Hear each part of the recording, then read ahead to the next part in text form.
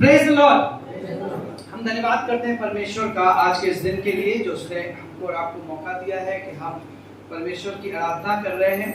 पूरी दुनिया इस वायरस के चपेट में है और बहुत परेशान है लोग, पर परमेश्वर के वचन में लिखा है कि जो तुझे जानता है वो ऐसे इंसान के समान है जो रोज भोज में जाता हो। जब आप भोज में जाते हैं तो कैसे जाते हैं? मैल कुचैन पहन के जाते हैं, बढ़िया वाला पहन के, और लौटते तो क्या बना था पनीर, मजा आ गया, ऐसा कब बनाए खाए रहे, है ना? ऐसा होता है ना।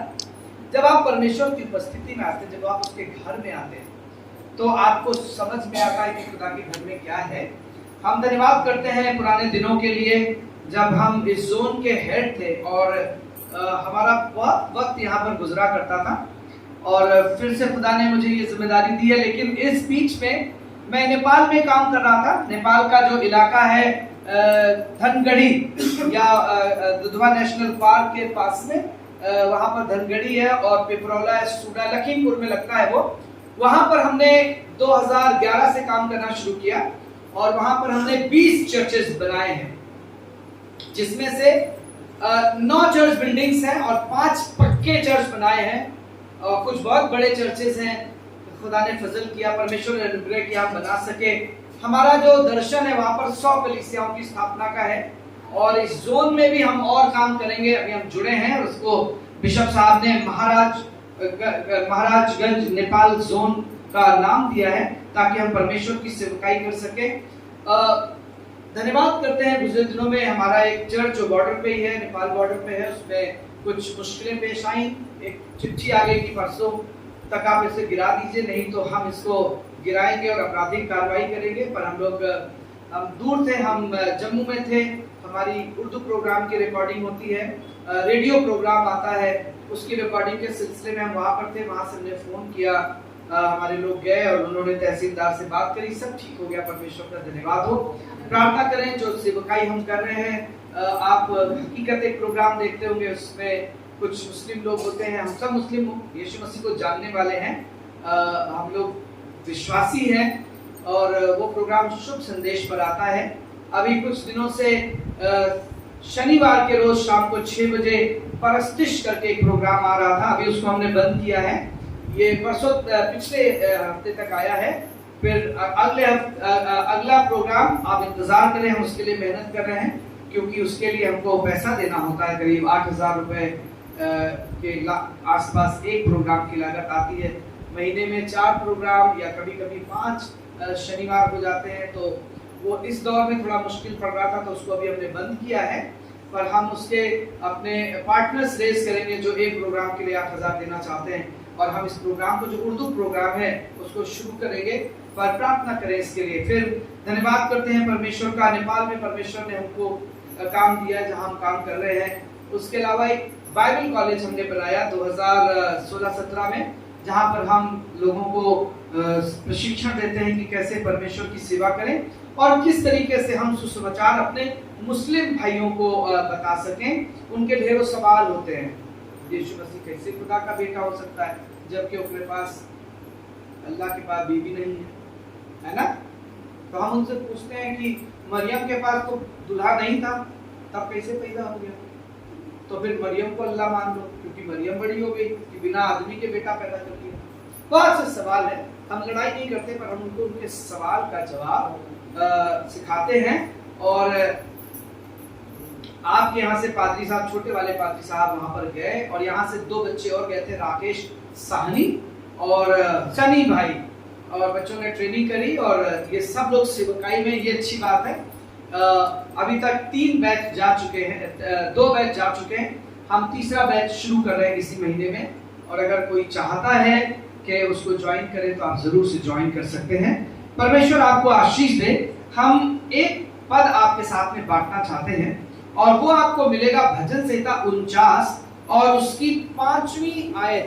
भजन संहिता 49 उसका 5वां पद, जहां पर लिखा है कि मैं मुसीबत के दिनों में क्यों डरूं जब मेरा ताकुब करने वाली बदी मुझे घेरे हो। ये उर्दू में लिखा है। हिंदी में लिखा है कि विपत्ति के दिनों में जब मैं अपने अड़ंगा मारने वालों की बुराइयों से घिरूं तब मैं क्यों डरूं। यहां पर जो उर्दू वर्ड इस्तेमाल किया गया ताक्कुब, ताक्कुब का मतलब होता है पीछा करने वाली विपत्ति, पीछा करने वाली विपत्ति, जो आपका पीछा करती है। आप कहीं भी जाएंगे आपके पीछे पीछे जाती है। जब पीछा करने वाली विपत्ति मेरे पीछे पड़ी हो, यहां पर लिखा है मैं मुसीबत के दिनों में क्यों डरूं जब मेरा ताकुब करने वाली बदी मुझे घेरे हो। कमाल की बात है, कोई आपको घेर रहा और आप मुसीबत में भी है और डर भी नहीं रहे, तो आप क्यों नहीं डर रहे? यहां पे दाऊद क्यों नहीं डर रहा? रीजन क्या नहीं डरने का?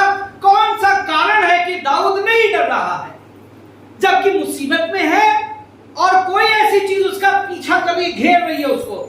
हमको आज के जमाने में जब हम हैं तो हमको गरीबी घेर रही है, हमको सिर्फ किरौना नहीं घेरत बा, गरीबियों घेरत बा। हाँ घेरत बा कि नहीं? बेरोजगारियों घेरत बा, बेरोजगारी घेर रही है, गरीबी घेर रही है, तनाव घेर रहा है, किराया कैसे जाएगा, दुख है, तकलीफ है, ये सब घेर रहे हैं। और दाऊद कह रहे हैं जब मैं घिरूंगा तो मैं नहीं डरूंगा। तो दाऊद तुम क्या किसी और मिट्टी के बने हो जो तुम नहीं डरोगे? तुम्हारे साथ में क्या तुम किसी और देश में रहते हो जहां पे ये बीमारी नहीं आई है, जहां पर ऐसे लोग नहीं है, तुम नहीं डरोगे?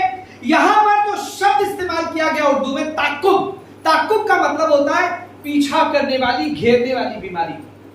मैं गुजरे दिनों में चूंकि वो हमारा बेल्ट है तो हम बहराइच से, नेपालगंज से होकर के कभी कभी अपने नेपाल धनगढ़ी की तरफ जाते हैं। अब बुटवल से जाया करेंगे या यहाँ से मैलानी गोरखपुर एक्सप्रेस पकड़ करके जाया करेंगे। खुदा ने इन दिनों में ये भी एक अच्छी सहूलियत दे दी कि पहले हम लोग जब आते थे तो पहले उसका से ट्रेन पकड़ते थे, अपना की, उसका से अपना की मतलब लखनऊ की, और वो हमको वहां तक नहीं पहुंचाती थी, वो हमको पहुंचाती थी मालूम कहां? गोंडा में रात में 1 बजे छोड़ देती थी। अब रात में 1 बजे जब गोरखनाथ आई तब हम बैठा, जगह मिली कि नहीं मिली, और फिर खड़े खड़े चले जाते थे।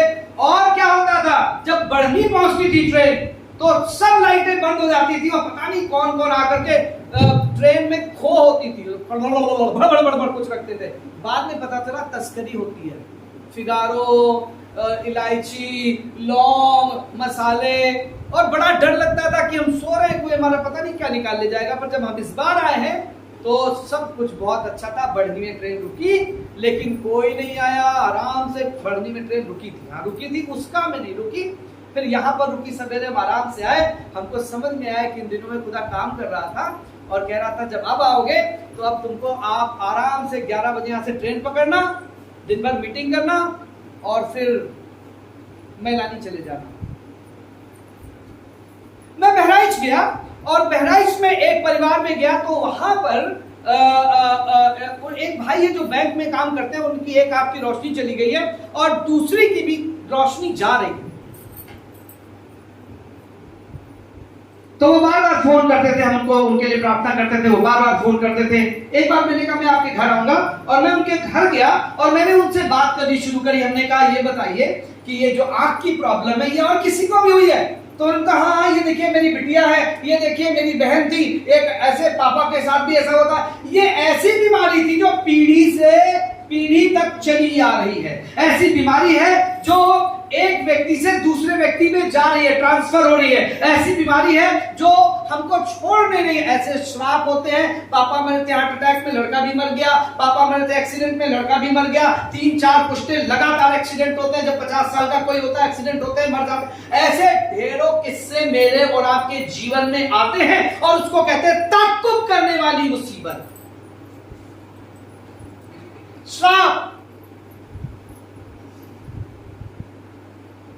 एक घर में गए, उन्होंने कहा भैया हम मुर्गा पालते हैं और हमारे घर में मुसीबत आने लगती है।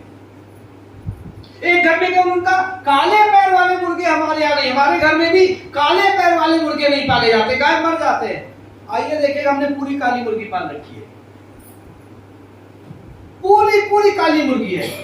हमने कड़कनाथ पाला है, कड़कनाथ। पैरी काले नहीं है, उसका खून भी काला होता है, उसका मीट भी काला होता है, नहीं वाला।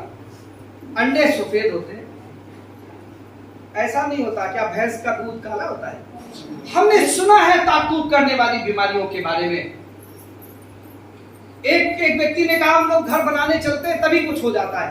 पापा के साथ भी यही था, कई बार मटेरियल आया, हमने घर बनाना चाहा, मटेरियल बिक गया, पापा बीमार हो गए, हम घर नहीं बना पाए। हम लोगों ने प्रार्थना करी, उनका घर बनाए, एक जमीन लेकर के बख्शी के तालाब में दूसरा घर बन रहा है, दुकानें बन रही हैं।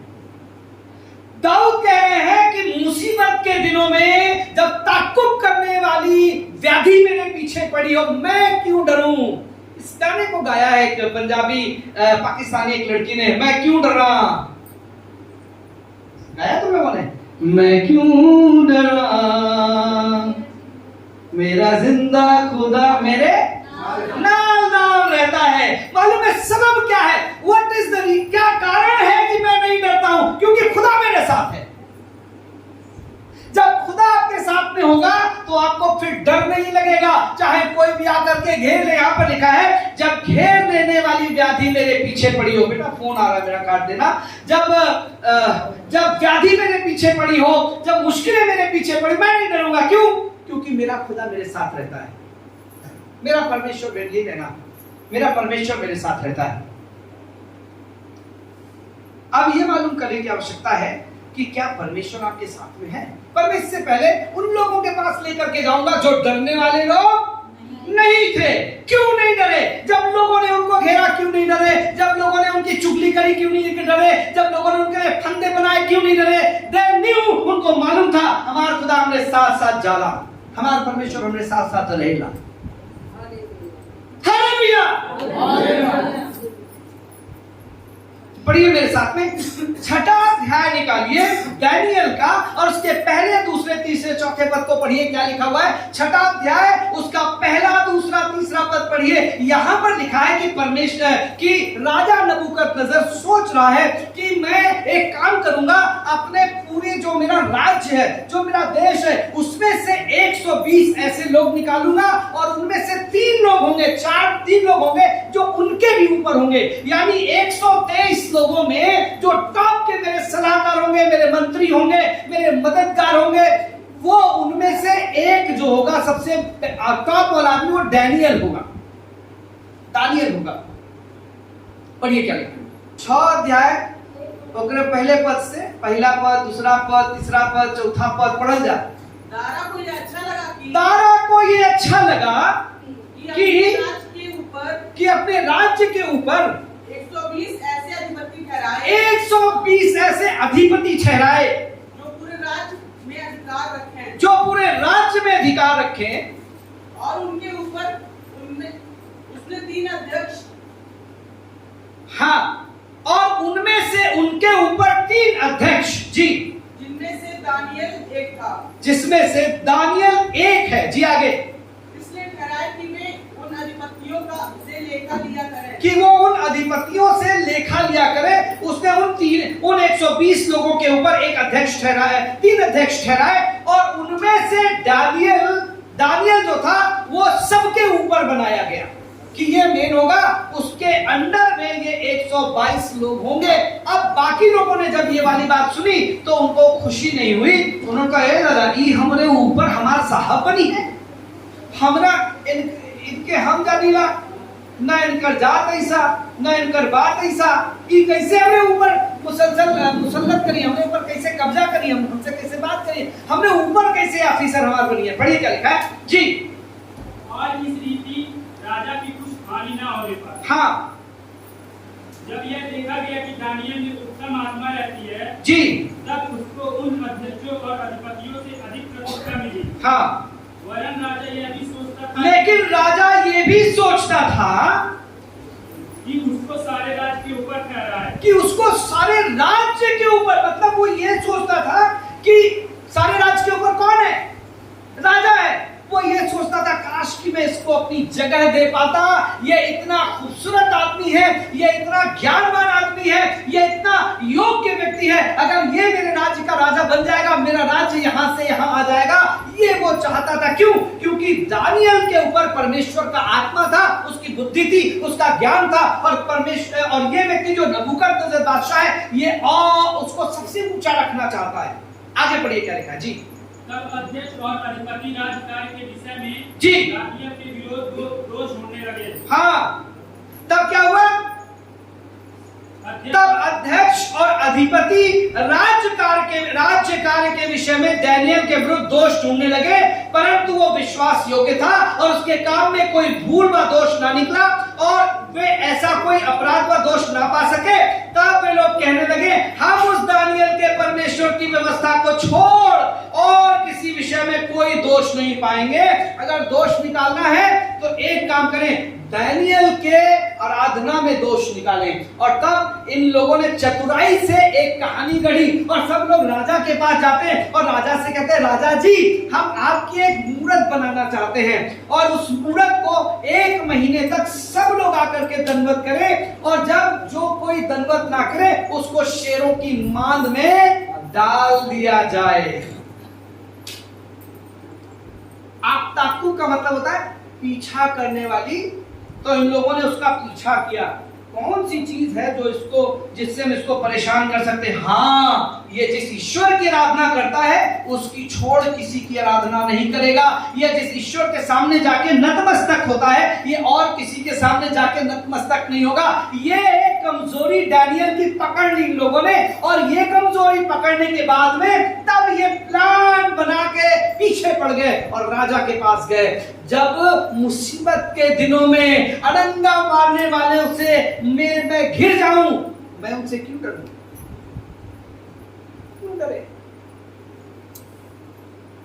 सुनिए क्या लिखा है। तब उन्होंने राजा से कहा, राजा ने कहा ठीक है। राजा ने हस्ताक्षर कर दिया। यह बात दानियेल को मालूम थी कि मेरे खिलाफ षड्यंत्र चल रहा है। आपको बताएं, आज के इस युग में आप ऐसा महसूस कर सकते हैं कि आप घिरे हुए हैं, बीमारी से गिरे, मुश्किलों से गिरे, दुश्मन से गिरे, चीजों से गिरे, लोगों से गिरे। कोई आपको देख रहा है, कोई आपका पीछा कर रहा है, कोई आपको अच्छा तू धर्म बदल दिया। धर्म क्या होता बताइए मुझे, धर्म क्या होता? धर्म किसको कहते हैं? धर्म तुम पुरानी हो, बताओ धर्म किसको कहते हैं? धर्म केकरा के कहा जाला? धर्म का होला? हिंदू धर्म हो, मुसलमान धर्म है? पढ़ने वाले बच्चों, नीले का उल्टा क्या होता है? नीले का विलोम। सफेद का विलोम क्या होता है? सफेद का विलोम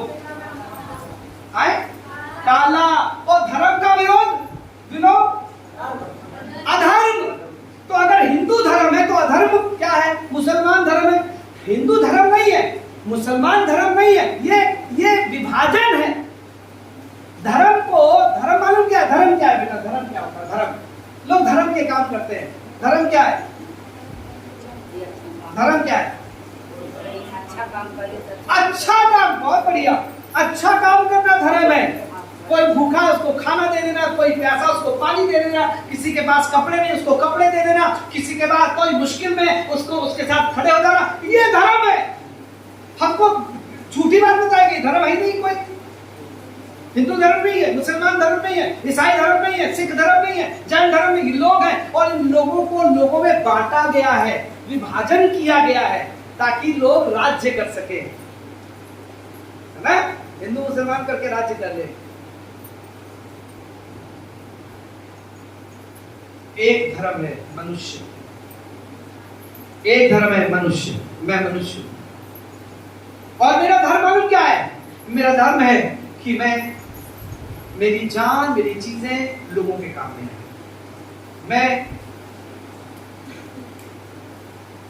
मैं लोगों के काम में आऊं, मैं लोगों की मदद करूं, मैं जो भला हो सकता मुझसे मैं सब चीजों से भला करूं। यहां पर लिखा हुआ है पीछा करने लगे। 6 अध्याय के 9वें-10वें पद को पढ़े जल्दी से। 6 अध्याय उसके 9वें-10वें पद को पढ़िएगा। दानियेल की किताब उसका 6वां अध्याय उसका 9वां-10वां पद। जी। जब दारा राजा ने उस आज्ञा पत्र पर हस्ताक्षर कर दिया। हाँ। जब दानियेल को मालूम हुआ कि उस पत्र पर हस्ताक्षर किया गया है, हाँ, तब वह अपने घर में गया जिसकी उसरौटी कोठरी। तब दानियेल डर गया। ये दादा आपका हुई, अब हम कैसे प्रार्थना करो, अब कैसे चल जा, कैसे बताए हम यीशु के मानीला। डर गया और अपने सब खिड़कियां बंद कर दी और चुपचाप दुआ करने लगा, है ना? ऐसा हुआ।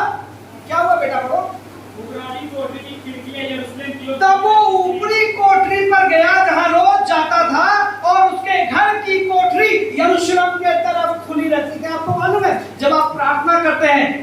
आपके घर की कोठरी यरूशलेम, जो सिय्योन का परमेश्वर, जिसका नाम परमेश्वर यहोवा है, जो आसमान जमीन का बनाने वाला, जो करता है, जो नियंता सृजनहार है, जिसने पृथ्वी की नींव डाली है, उसके तरफ आवाज जाती है रोज। खिड़की अगर बंद भी कर देंगे तब भी जाएगी। लेकिन उसने बताया मैं क्यों डरूं, जब ताक़ुब करने वाली बाबा मुझे घेरे हो, मैं क्यों डरूं। कौन है ये?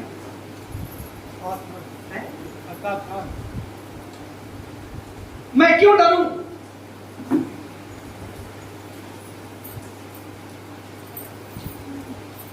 घर का दरवाजा खोल दिया, खिड़की खोल दी, प्रार्थना करने लगा। पढ़िए क्या लिखा हुआ है। और अपनी रीति के अनुसार हाँ, दिन में 3 बार अपने परमेश्वर के सामने घुटने टेक कर प्रार्थना और धन्यवाद करता था, वैसा ही तब भी करता रहा। हाँ, फिर क्या हुआ? फिर आगे? तब उन पुरुषों ने उतावली से आकर दानियेल को अपने परमेश्वर के सामने हाँ, पीछा कर रहे हैं ना कि कहाँ जाते हैं, इतनी दूर कहाँ जाते हैं, कितनी देर तक वहां रहते हैं, कहाँ सीखते हैं, कहाँ पढ़ाया जाता है, क्या खिला दिया गया है कि इनकी मत्ती मर गई। इनको मत्ती नहीं मारी गई थी, इन्होंने मत्ती को पढ़ लिया है। जब हम यीशु मसीह के पास में आए तो मेरे अब्बा ने मेरे डॉक्टर के उनके पास जाके, हम कंपाउंडरी करते थे, मेरे डॉक्टर से कहा उसकी ईसाइयों ने मत्ती मार दी, कुछ खिला दिया है। तो हमको जब पता चला तो हमने कहा हाँ, मत्ती, मरकुस, लूका, यूहन्ना सब मारा गया है, हम सब पढ़ते हैं, और उन लोगों ने मेरी मत्ती मार दी है। उन्होंने क्या देखा? उन्होंने आकर के देखा कि वो गिड़गिड़ा रहा है, पीछा किया। पर मालूम क्या लिखा है? लिखा है कि वो तब भी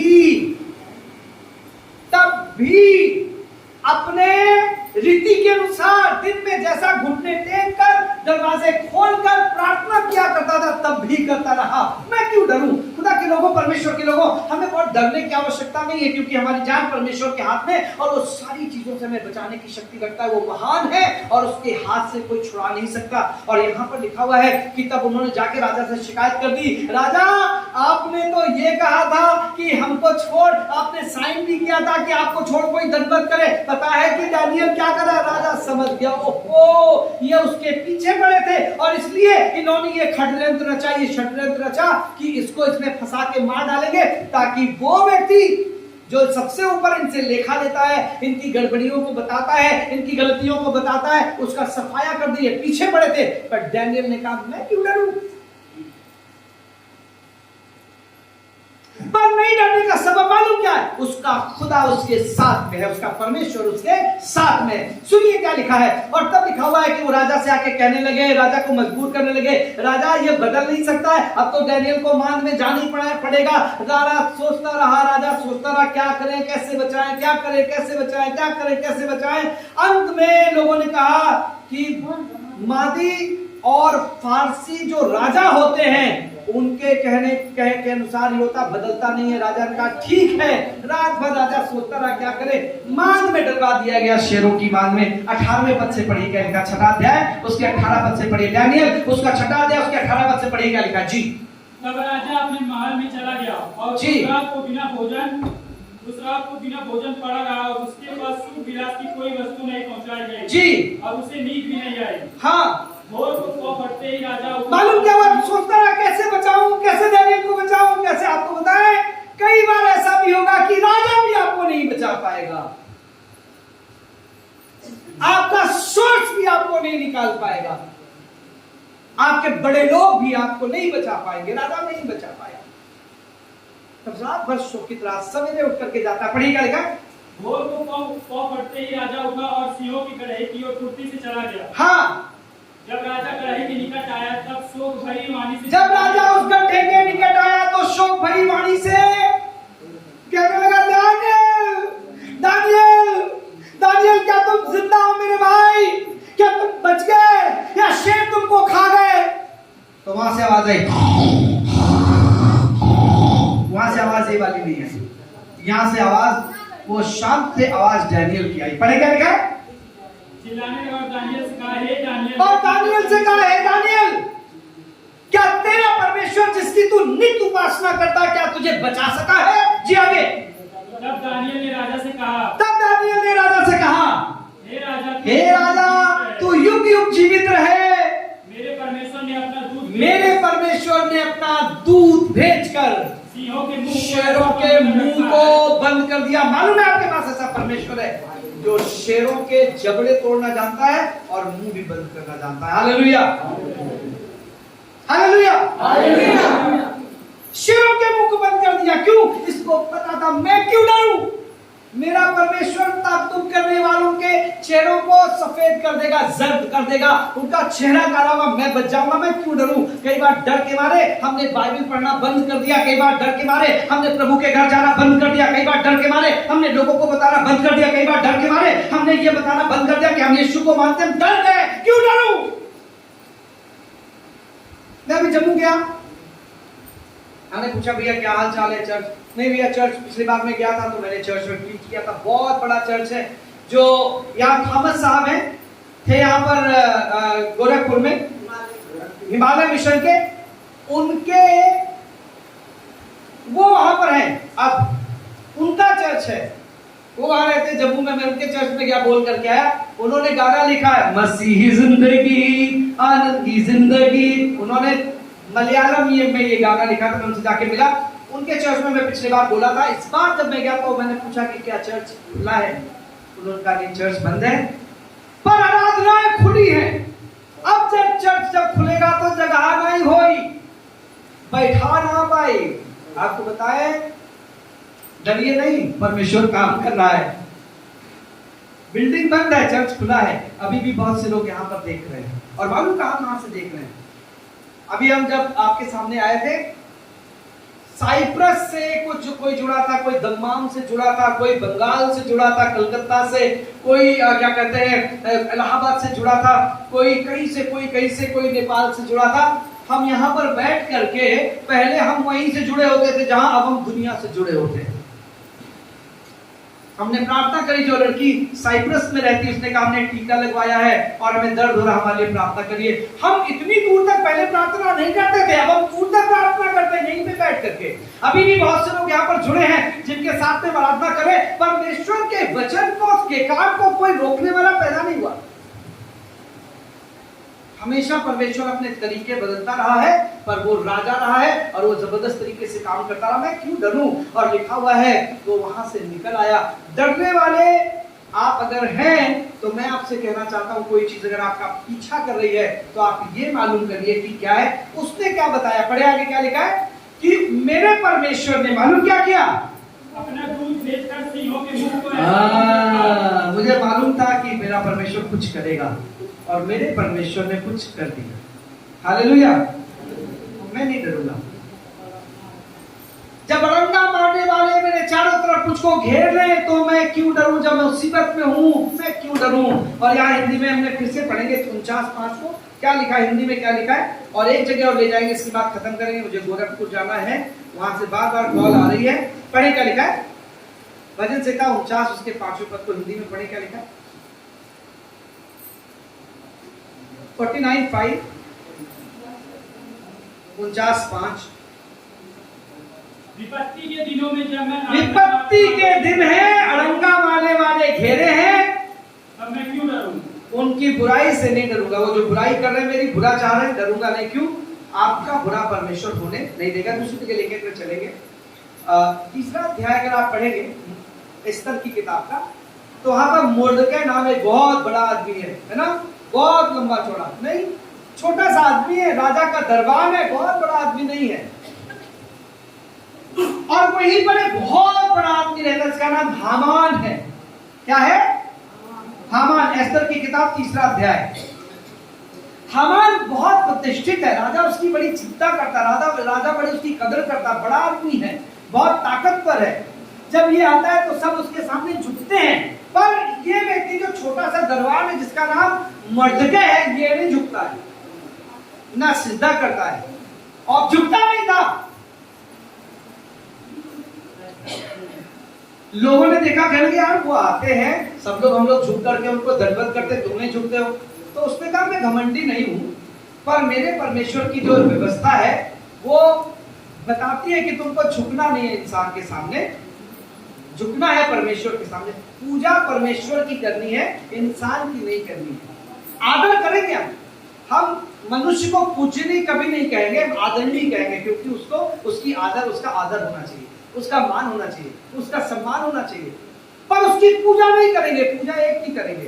तो बाकी लोग उस आदमी की पूजा करते थे झुक करके, ये नहीं करता था। तो इसके साथ के लोगों का तुम यार ऐसा ठीक नहीं कर रहे हो, उसको पता चल जाएगा। तो धीमे से एक ने जाके बता दिया, मालिक ये हमारे भैया, क्योंकि मालूम है वो जो छुटता है ना, वो जो दरबान है, क्या कहेंगे उसको, चौकीदार जो है ना, वो तुम्हारे सामने झुकता नहीं, तुमने कभी देखा? अब अगली बार जब हमार आया तो आ रहा था, निगाह उसकी वहीं पर थी, राजा भैया की तरफ ही, झुकते नहीं, वो किसी को नहीं देख, उन्हीं को देख रहा था। वो नहीं झुका, आया नहीं झुका, दूसरी बार आया, तीसरी बार आया, चौथी बार आया, नहीं झुका। फिर उसने कहा अच्छा पता करो कौन है ये। तो पता चला कि वो यहूदी है। उसने बताया कि मैं यहूदी हूं, और यहूदी लोग ईश्वर के सामने झुकते हैं, मनुष्यों के सामने नहीं झुकते। वो देखने लगा, फिर उसको पता चला, उसने कहा मैं इतना बड़ा आदमी हूं, मैं इसको नहीं मारूंगा अकेला, मैं इसकी जाति को सफा कर दूंगा। और तब वो राजा के पास गया। राजा इसका मालूम है राजा जी, आपके राज्य में एक ऐसी जाति रहती है जो तुम्हारे नियम कानून को नहीं मानती है, और उनका तुम्हारे राज्य में रहना ठीक नहीं है, अगर आप कहें तो उनको मरवा डाला जाए। राजा का ठीक है। राजा ने अपनी अंगूठी दे दी और उसने कहा जितना खर्चा आएगा वो सारी चांदी मैं दूंगा। इतना बड़ा आदमी है जो राजा को दे सकता है, इतना बड़ा आदमी। पर ये ताकुब किसका करा, पीछा किसका करा, घेर किसका रहा, घेर किसको रहा है, बुराई किसकी करना चाह रहा है? मामूली से आदमी की जिसका नाम मोर्दकै है। पर मोर्दकै छोटा सा आदमी है, पर निर्भीक है, डरता नहीं है। क्यों? वो कह रहा है कि जब मुसीबत के दिनों में बुराई करने वाले लोग मेरे पीछे पड़े हों, मुझे परेशान कर रहे हो, मैं नहीं डरूंगा। क्यों नहीं डरूंगा? मैं अपने परमेश्वर को जानता हूं। और तब लिखा है वहां पर कि ऐसा होता रहा, और उसने राजा से ये लिखवा लिया कि फला तारीख में, फला दिन में वहां सब पूरे आपके राज्य में यहूदियों का वध कर दिया जाएगा। ये चिट्ठी जाने लगी। अब तीसरा अध्याय, उसके चौथा अध्याय, उसके पहले पद से 3 पद पढ़िएगा सिर्फ, कि पूरे देश में ऐसा हो गया। आपको बताएं, अगर ऐसा भी कभी हो जाए, या ऐसा भी कभी हो कि हम सब तरफ से मुसीबत से घिर गए हैं, हम आगे भी पीछे भी, घर भी बाहर भी, काम जहां करते हैं वहां भी, जहां मेरा खेत है वहां भी, जहां मेरा बच्चा पढ़ता है वहां भी, जहां मेरा बिजनेस है वहां भी, हर जगह कोई मुझे घेर रहा है, हर जगह कोई जादू टोना करा रहा है, हर जगह कोई कुछ कर रहा है, हर जगह तंत्र मंत्र कोई चला रहा है। सुनिए क्या लिखा है। जब मोर्दकै ने जान लिया कि क्या क्या किया गया है, तब मोर्दकै वस्त्र फाड़, चाट पहन, राख डालकर नगर के मध्य जाकर ऊंची और दुख भरे शब्द से चिल्लाने लगा। नगर के बीच में गया। आपको पता है जब लोग टाट पहनते थे, खाक तोड़ते थे, कपड़े फाड़ते थे, तो क्या करते थे? दूसरा इतिहास 7 अध्याय के 14 पद में लिखा है, तब यदि मेरी प्रजा के लोग जो मेरे नाम के कहलाते हैं अपनी बुरी चाल से फिर जाएं और मेरे दर्शन के खोजी हों और धूल पे बैठ जाएं और मुझे पुकारें, तो मैं स्वर्ग में से सुनकर उनके देश को ज्यों का त्यों। जब लोग परमेश्वर को पुकारते थे तो ये वाला काम करते थे। मालूम इसने क्या किया? इसने जाकर के परमेश्वर को पुकारना शुरू किया और अपनी बहन को, जो राजा की पत्नी थी, उसको भी कहला भेजा और परमेश्वर ने काम करना शुरू किया। ये आदमी बिल्कुल पीछे पड़ा था, रोज आके देखता था। चौथा अध्याय गुजर गया, 5वें अध्याय में फिर वो आता है। 5वें अध्याय के पहले पद को पढ़ेंगे तो फिर वो जैसे ही फाटक में जाता है, मोर्दकै को पता चल गया मेरे विरोध में क्या किया गया है। अब वो सोच रहा होगा कि अब कहेगा सॉरी, हमसे गलती हुई थी मालिक, हम तुम्हारे सामने ऐसे नहीं हुए, अब हम लेट जाएंगे, साष्टांग प्रणाम करेंगे। वो ये सोच रहा था कि ऐसा होगा, पर मोर्दकै ने ऐसा नहीं। उसने कहा अच्छा, मैं तुम्हारे घमंड को तोड़ूंगा, एक काम करता हूं, पहले तुमको तोड़ूंगा। तब वो अपने घर जाता, अपने घर के लोगों से बात करता, दोस्तों से, बीवी से, और अपने घर में 50 हाथ ऊंचा एक फांसी का फंदा खड़ा कराता मोर्दकै के लिए। ये 5वें अध्याय में आपको मिलेगा। और फिर बिल्कुल सुबह उठ करके राजा के पास प्लान बनाता है कि सवेरे जाएंगे और कहेंगे कि पहला नंबर मोर्दकै को चढ़ा दो। ये वाली बात है कि ये वाली बात की योजना बना के हामान रात में सो जाता है।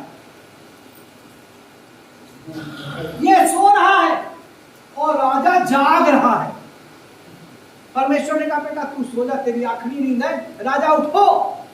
राजा को उठाया परमेश्वर ने और राजा से कहा, ए राजा, तुम गणित बहुत पढ़े हो, तुम अंग्रेजी बहुत पढ़े हो, तुम इब्रानी बहुत पढ़े हो, आज इतिहास पढ़ो। तो उसने कहा इतिहास की पुस्तक लाई जाए। इतिहास की पुस्तक लाई गई, 6 अध्याय उसके दूसरे पद से पढ़िए। इतिहास की पुस्तक लाई गई। अब वो राजा रात में इतिहास पढ़ रहा है, अपने राज्य का इतिहास पढ़ रहा है। अचानक पढ़ते पढ़ते एक जगह बिल्कुल इतना नीला नीला करके, हम लोग जब बाइबल पढ़ते तो नीली नीली कर देते ना, नीला नीला मोटा मोटा लिखा था। परमेश्वर ने कहा ये पढ़िए। पढ़िए क्या लिखा है उसमें ये लिखा हुआ मिला, उसमें ये लिखा हुआ मिला कि जब राजा क्षेत्र के हाकिम जो द्वारपाल भी थे, मालूम क्या लिखा शुरू में, उस रात राजा को नींद नहीं आई। परमेश्वर ने कहा सोने नहीं दूंगा, मुर्दके को मैंने सुला दिया है पर तुझको सोने नहीं दूंगा। क्यों? क्योंकि तुझसे कल सवेरे जघन्य अपराध होने जा रहा है और ये मुर्दके कराएंगे, ये हमान कराएगा। हमान को उसने सुला दिया, राजा को जगाया और राजा इसका इतिहास पढ़। और तब लिखा, जब वो पढ़ रहा था तो एक जगह ये लिखा मिला कि उसके राज्य में क्या हो, बेटा पढ़ो, उनमें से बिक्ताना और तेरेस नामक 2 जनों ने उस पर हाथ उठाने की युक्ति, उसकी जान लेने की युक्ति करी, राजा को मार डालेंगे। जी, उसे मोर्दकै ने प्रकट किया था। उसे मोर्दकै ने प्रकट किया था। तब राजा ने पूछा इसके बदले मोर्दकै की क्या प्रतिष्ठा। और राजा ने जब पढ़ा, उसने कहा, राजा लोग जब पढ़ते थे तो आ गए उसके लोग, जी राजा जी। पहले ऐसे ही होता था, पहले घंटी बजाते थे ना, और हम लोग क्या घंटी का ताली बजाते थे। राजा ने ताली बजाई, इशारा किया, उसके मुलाजिम आए, जी राजा जी बताइए। तो उन्होंने पूछा, राजा ने क्या पूछा? राजा के सेवक जो उसकी सेवा करते उन्होंने उत्तर दिया, राजा ने पूछा कि ये मुर्दकै ने मेरी जान बचाई थी, उसके लिए कुछ किया किसी ने? उन्होंने कहा कुछ नहीं। उसके लिखा, उन्होंने बताया उसके लिए तो कुछ भी नहीं किया गया साहब, वो इतना छोटा आदमी है पर इतना अच्छा आदमी है, उसके लिए कोई कुछ नहीं करता है और उसके विरोध में हमान ने ये कर दिया साहब। अच्छा ये बात है, उसके लिए तो कुछ भी नहीं किया गया। अब इधर क्या हुआ, सुबह 4 बजे का अलार्म लगा करके सोया था हमान, सवेरे आया और राजा के आंगन में घूमने लगा। राजा के आंगन में जैसे राजा उठेगा और मैं राजा से कहूंगा, राजा हमान को मरवा डालो, सवेरे सवेरे पहली किरण में टन से ऐसा लटके होगा।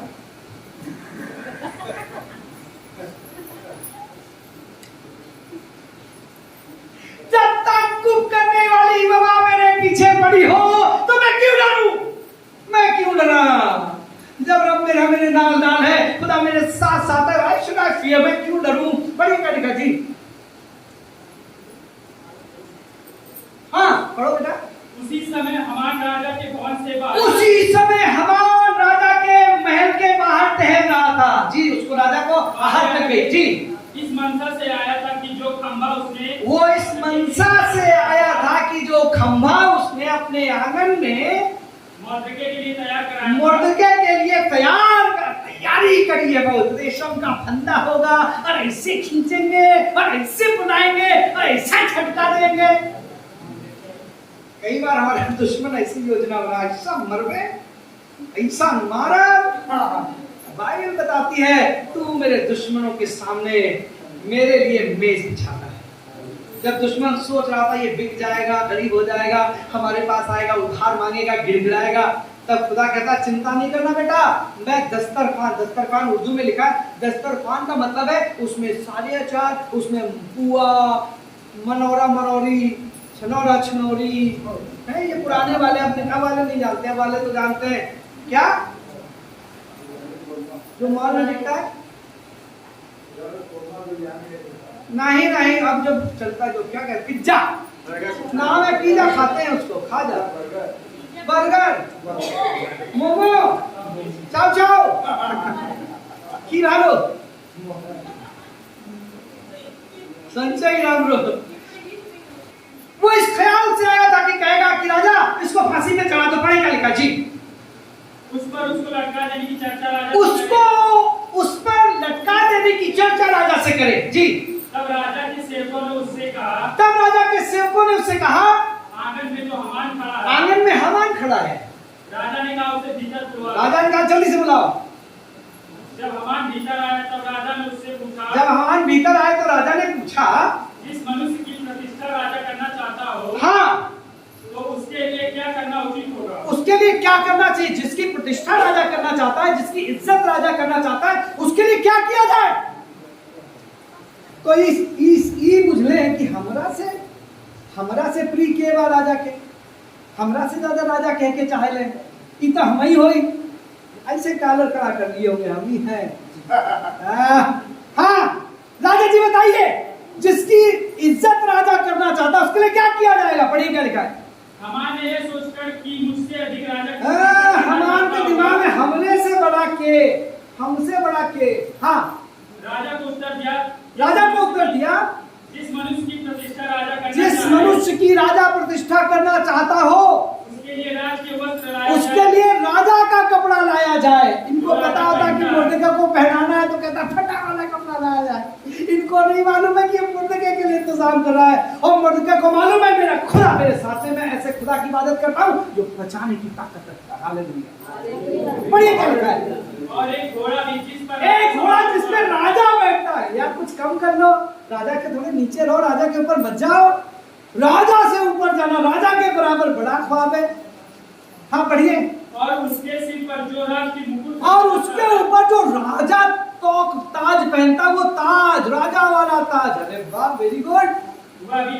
वो भी लाया जाए। फिर वह वस्त्र और वह घोड़ा राजा के किसी बड़े हाकिम को, फिर वो कपड़ा और वो घोड़ा राजा के किसी बहुत बड़े मुलाजिम को, बहुत बड़े आदमी को दिया जाए। जी। और जिसकी प्रतिष्ठा राजा करना चाहता हो उसको वह वस्त्र पहनाया जाए। और जिसकी प्रतिष्ठा राजा करना चाहता है उसको वो वस्त्र पहनाया जाए। जी। और उस घोड़े पर सवार करके नगर की चौक में उसे फिराया जाए, और उसको चौराहे में ले जाया जाए, और कहा जाए कि जिसकी प्रतिष्ठा राजा ऐसा राजा करना चाहता है उसके साथ ये किया जाए। घुटने टेक टेक करके वो आदमी ये बात करे। जी आगे।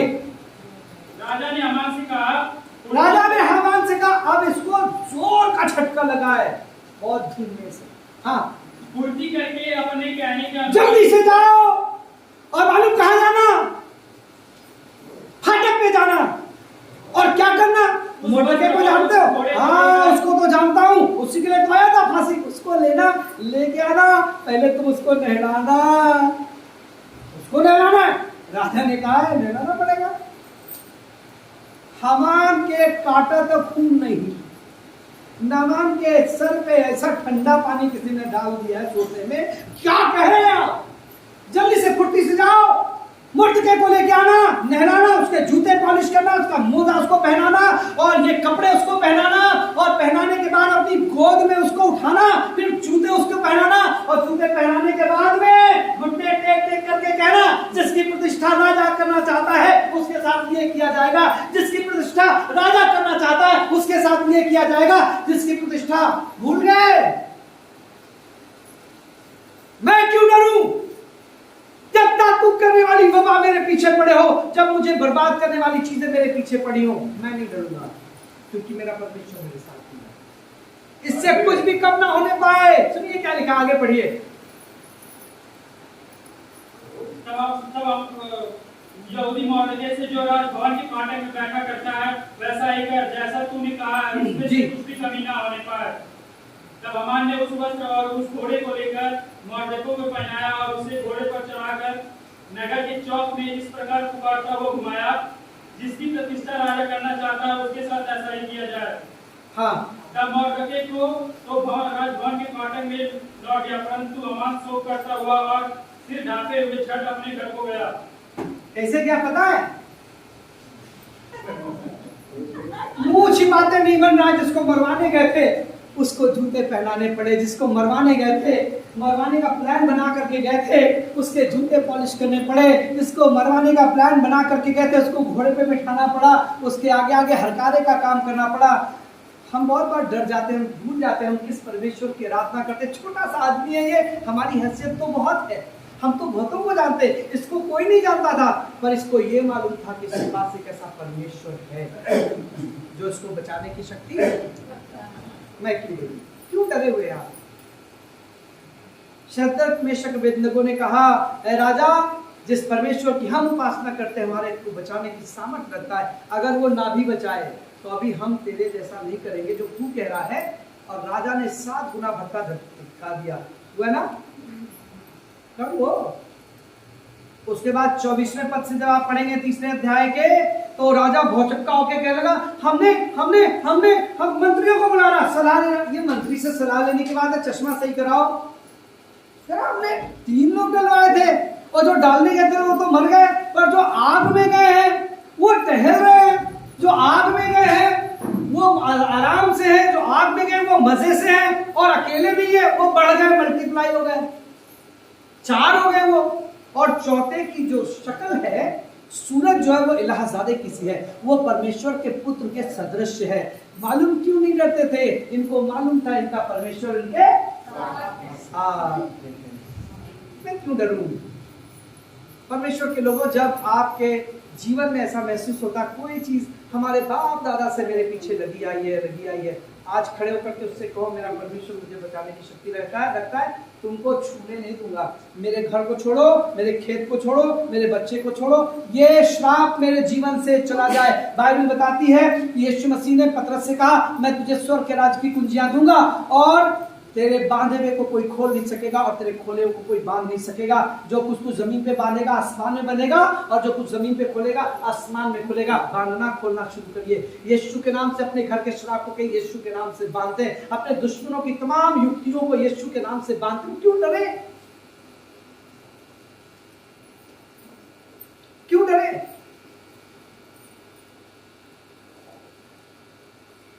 और हम डरते तब है जब हम ये नहीं जानते कि हमारा परमेश्वर महान है। आइए अपनी आंखों को बंद करें और प्रार्थना करें। अपनी आंखों को बंद करें, परमेश्वर से कहें, प्रभु हम बहुत डरते हैं क्योंकि हमको पता नहीं है।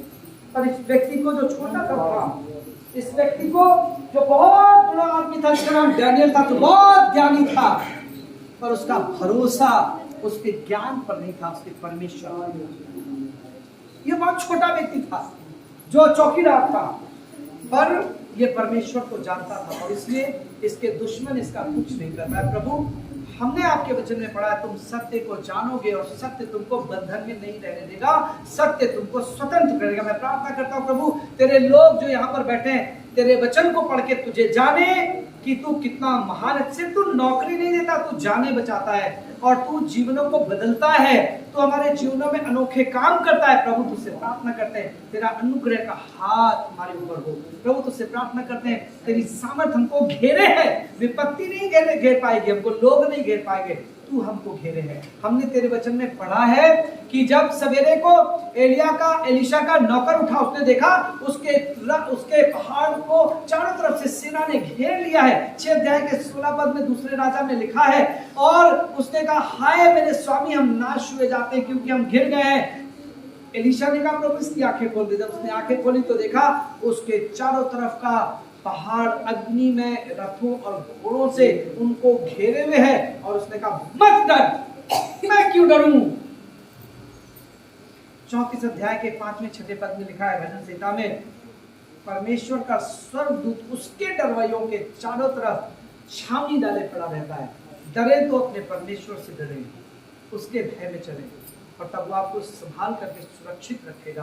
प्रभु हम तुझसे प्रार्थना करते हैं, हम जो मुश्किल के दौर से जा रहे हैं, कोरोना ने डरा के रखा है, महंगाई ने डरा करके रखा है, बेरोजगारी ने डरा करके रखा है, कर्जा ने डरा के रखा है, मौसम ने डरा करके रखा है, हुकूमत ने डरा करके रखा है। प्रभु प्रार्थना करते हैं हम तुझे जानने वाले हो सके, ताकि हम किसी भी चीज से न डरे, और तेरी आराधना करते आए हैं और करते रहे। अपने लोगों को आशीष दीजिए, यीशु के नाम से मांगते हैं, आमीन।